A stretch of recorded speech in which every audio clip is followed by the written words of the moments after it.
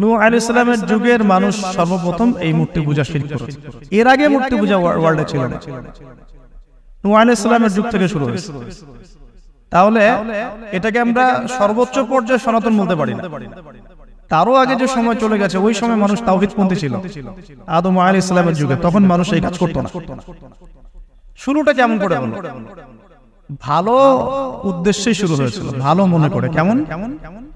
যে মানুষ এরকম চিন্তা করে নিয়েছিল যে এই মানুষগুলো লাত, উজ্জা, হুবল, ইয়াগুথ, ইয়াউক, নাসর, ইয়াগুথ, ইয়াউক, নাসর, এই ভালো মানুষগুলো আল্লাহর খুব নেককার বান্দা ছিলেন। তাদের স্ট্যাচু তৈরি করা যায়, তৈরি করলে কি হবে? এগুলোকে দেখলে আমাদের আগ্রহ জন্মাবে ইবাদত করার ব্যাপারে। এটা ছিল ওদের থটস। শয়তান এভাবেই তাদেরকে ইনফ্লুয়েন্স করেছিল, তারা তাই করল।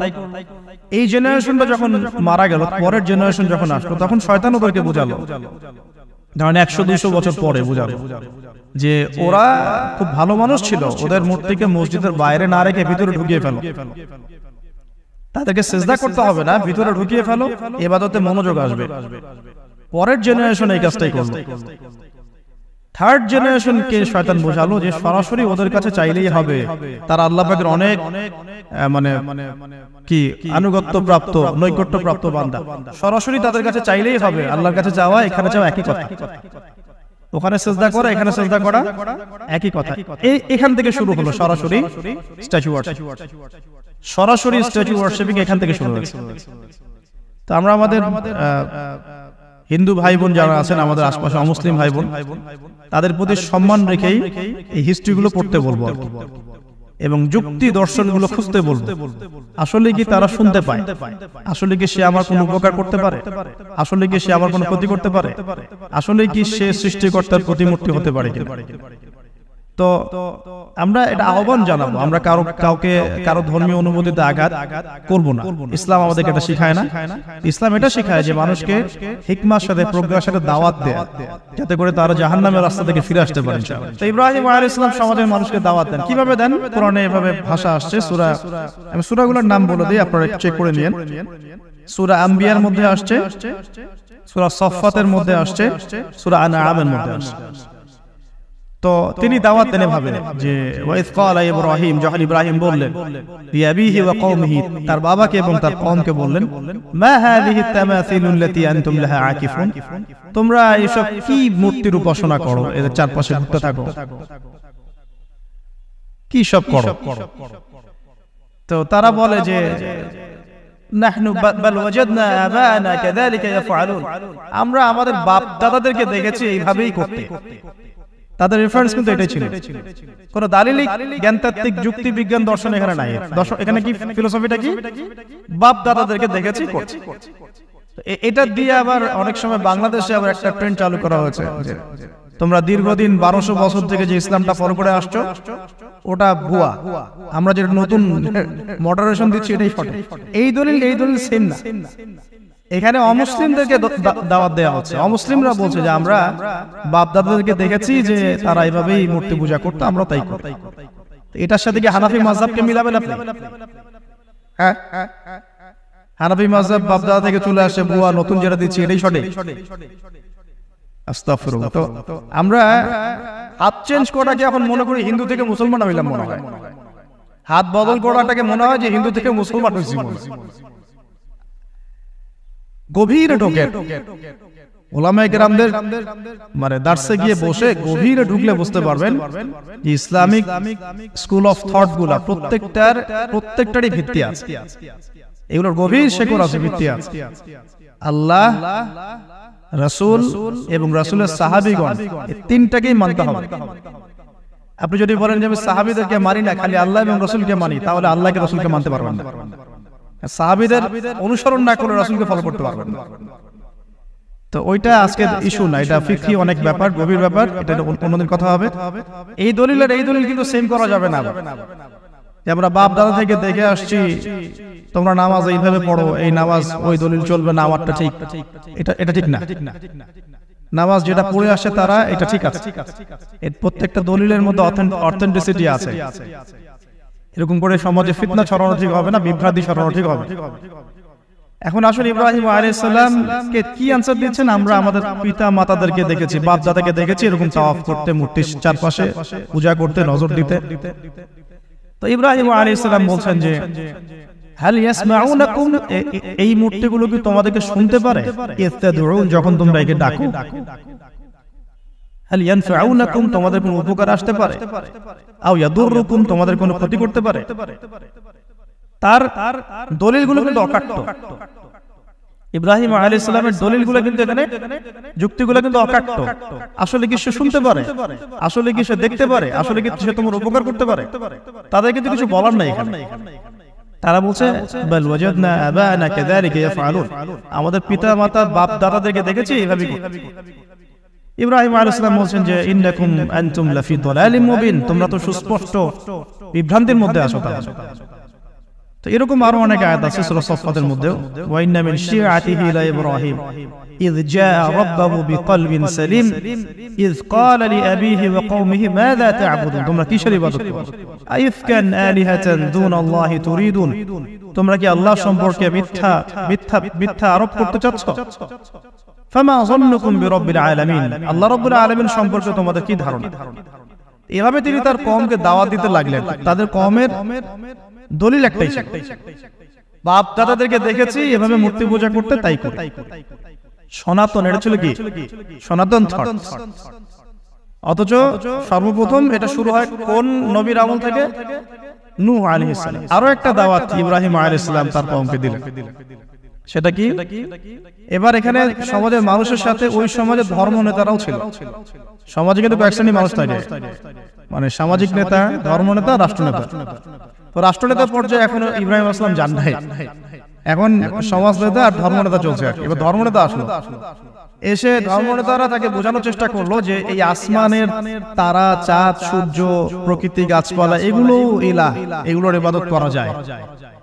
এই ঘটনা আল্লাহ রাব্বুল আলামিন সূরা আনআমের মধ্যে বলেছেন। তো ইব্রাহিম আলাইহিস সালামকে তারা দেখাচ্ছে, এটা আরবী একটা কাব্যিক ভাষায় কোরআনে এসেছে, চমৎকার ভাষায়, যে ফালাম্মা জান্না আলাইহিল লাইল, যখন তার উপর রাত আচ্ছাদিত হলো, রাআ কাওকাবা, তখন ইব্রাহিম আলাইহিস সালাম কি দেখলেন? আকাশে তারা দেখলেন। ঠিক আছে, তারা দেখলেন। মূর্তি পূজার এখানেই আছে, ধর্মনেতারাও এখানেই আছে। তো তিনি বলছেন হাযা রাব্বি, এটা আমার রব।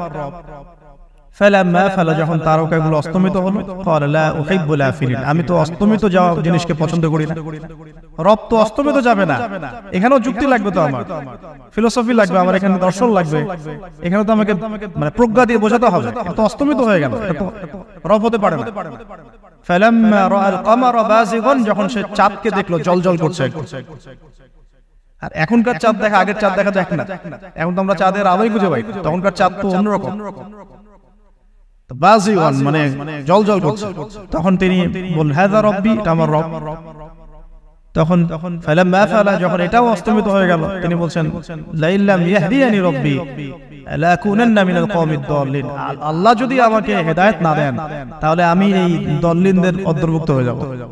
ইব্রাহিম আলাইহিস সালাম ফালাম্মা রাআ শামসা বাযিগাতান, যখন এবার সূর্যকে দেখলেন দিনের বেলা, এটা তো আরো বড়।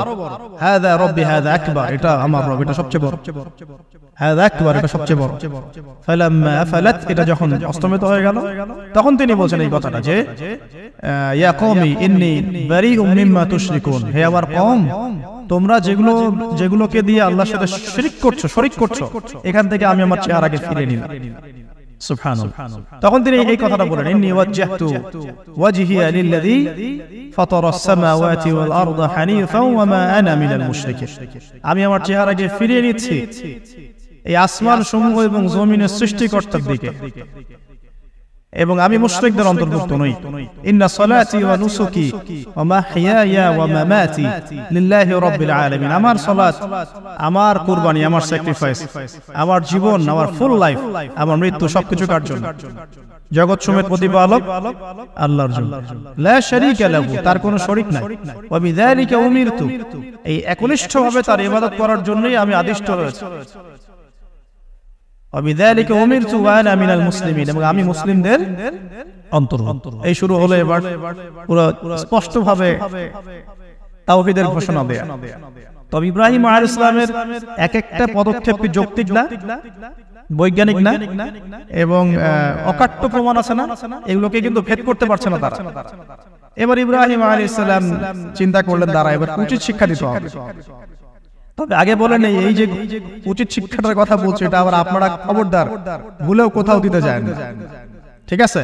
এটা তো সময় আছে। ইব্রাহিম আলাইহিস সালামের সাথে নবী সাল্লাল্লাহু আলাইহি ওয়াসাল্লামের জীবনের মিলের কথা বলছিলাম।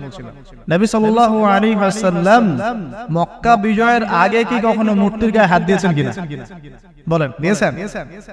যখন মক্কা বিজয় হয়ে গেছে পুরো স্টেটই আপনার, অথরিটি আপনার, তখন আপনি আপনার অ্যাকশন নিতেই পারেন, সেটা আপনার ব্যাপার, তখন আপনি কি করবেন? মুহাম্মদ সাল্লাল্লাহু আলাইহি ওয়াসাল্লাম কাবা ঘরে ঢুকে তখন মূর্তি ভেঙেছেন এবং বলেছেন ওয়াকুল জাআল হক ওয়া যাকাল বাতিল ইন্নাল বাতিলা কানা যাহুকা, তাই না? ইব্রাহিম আলাইহিস সালাম এবার শিক্ষা দেওয়ার চিন্তা করছেন। তিনি বলছেন যে যখন এরা মেলাতে যাবে, ওই উৎসবে যাবে, তখন আমি এদেরকে দেখে নিব। এটা কুরআন চমৎকার ভাবে বলেছে। إذ قال لأبيه وقومه ماذا تعبدون إفكا آلهة دون الله تريدون فما ظنكم برب العالمين فراغ إلى آلهتهم فقال ألا تأكلون।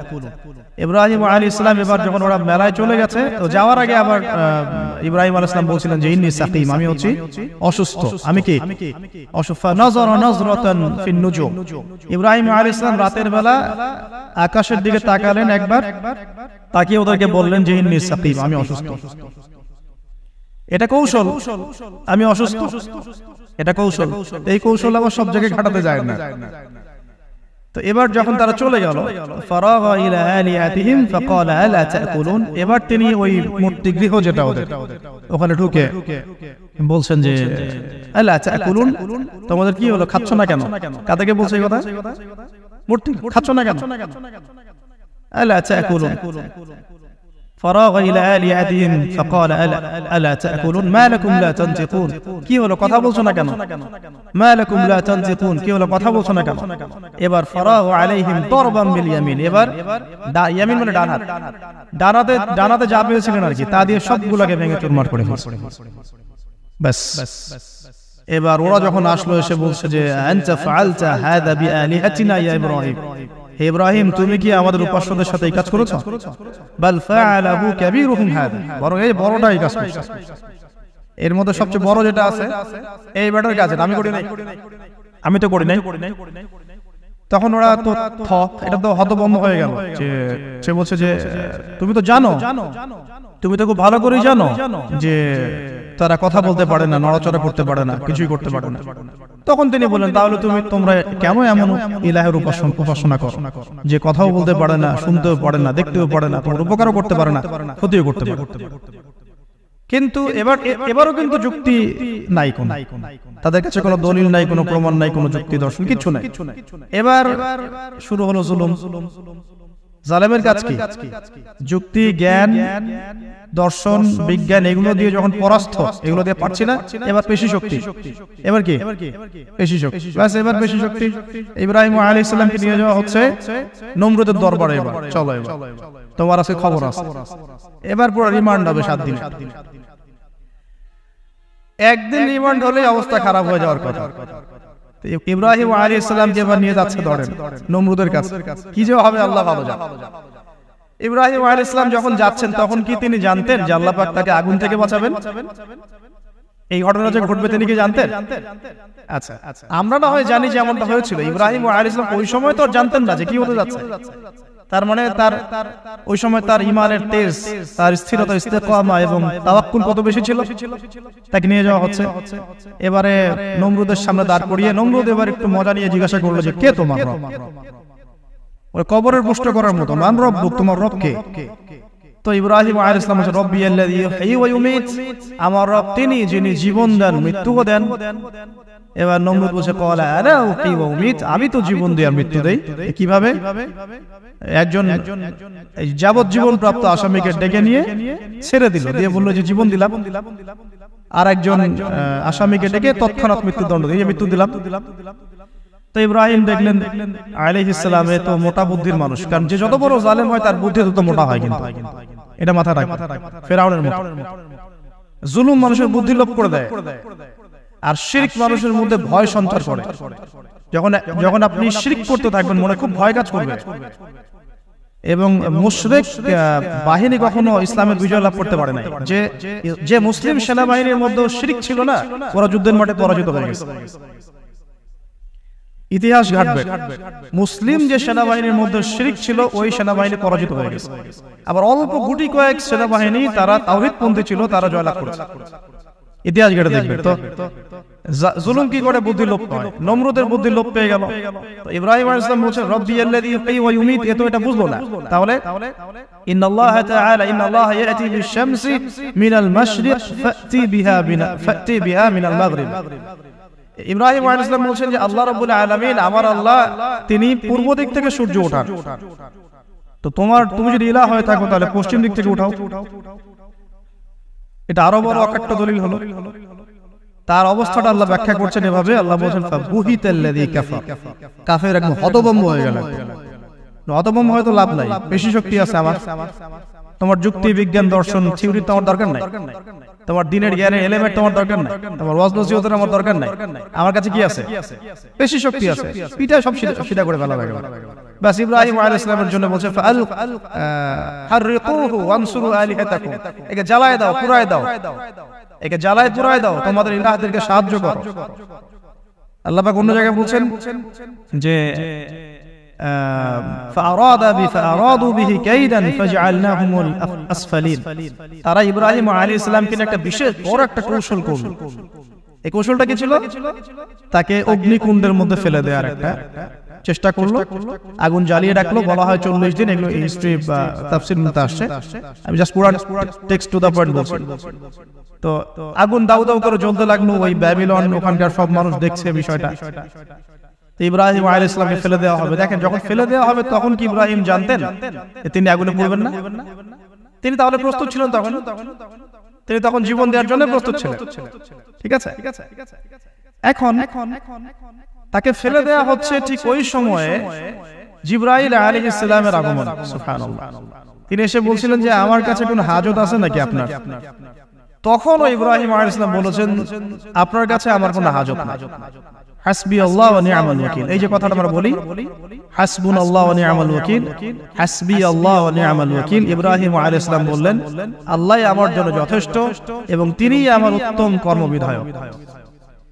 এরকম মোমেন্টে বান্দা যখন আল্লাহকে এভাবে চাবে, আল্লাহ রাব্বুল আলামিন না এসে পারবেন? কখনই পারবেন ইনশাআল্লাহ।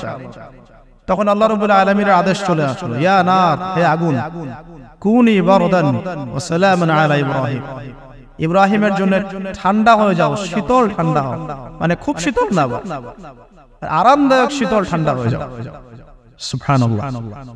এভাবে আল্লাহ রাব্বুল আলামিন ইব্রাহিম আলাইহিস সালামকে অগ্নি পরীক্ষা থেকে বাঁচালেন। ওখানে ইব্রাহিম আলাইহিস সালাম থাকলেন, কোনো ক্ষতি হলো না। তিনি পরবর্তী সময় বলেছিলেন ওই সময়টুকুর মধ্যেই তিনি শান্তিতে ছিলেন। যে বললাম না, অনেকে যে নির্যাতন নিপীড়নের শিকার হয় তারপরে বলে যে ওই সময়টুকুই ভালো ছিল, আল্লাহকে পেয়েছিলাম, তেলাওয়াত বেশি ছিল, তাহাজ্জুদ বেশি ছিল।